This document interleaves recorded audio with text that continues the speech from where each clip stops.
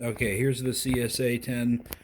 This one's functional. This is the CAA, which has quite a few more differences on the right side, kind of control unit area. But the clearing for the keyboard for operations, this little lever right there, I'll point to right here, should be the same. So I'm thinking that any issues with the clearing for a regular edition versus a non-repeat or repeat would be the same. But so with the non-repeat edition, doing that with clearing the keyboard, there's slightly more involved. It really, I mean, we lift the carriage up, which honestly you only need to do that when you need to change the or clear the accumulator counter. Really, I think just the accumulator and maybe the multiplier. But this is the lever. When I'm looking at this, the only difference I'm seeing really with this area is this is the lever that clears the keyboard when during an operation or after an operation. It seems to be the same linkage with the you can't really see the gear train as well, but if you look at an older Monroe like an LA, you'll see the gear train that's behind everything here. Maybe if I run it, we can see that better. So there's like 5 or 6 gears. Yep, okay, so they're kind of hidden behind everything. You can see those gears turning. And on most Monroes that I'm aware of, we have this gear here, which connects in whatever kind of linkage on this one to this mechanism, which pushes a little crossbar built into the keyboard assembly that clears the keyboard. So with clearing the keyboard with the clear button, it has a slightly different operation. It's a little more involved, and then you end up with these zeros that are reset. But I'm going to run through regular non-repeat edition here,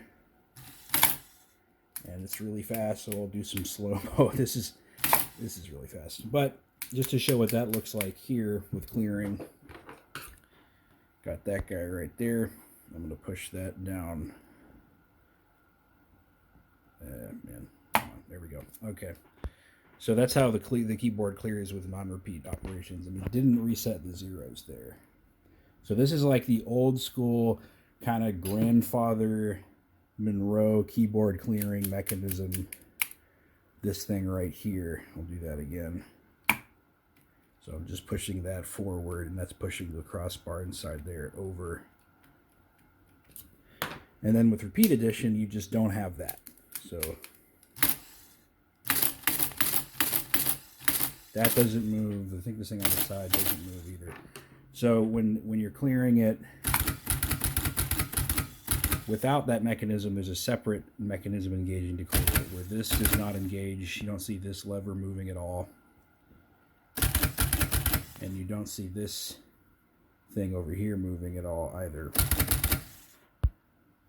But during a non-repeat edition, that one's going to move, which again is so hard to see. I'm going to do slow-mo here.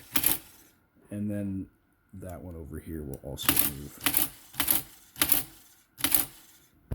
So I'm going to get some more full-speed shots of the repeat edition here. So that's the repeat is pressed down. We still have that gear train moving. But I think this is just like, honestly, I think all this does is just engage the clutch. I'm sure this little part in here is engaging a clutch that allows the keyboard to clear after you finished a non-repeat edition. So repeat, non-repeat.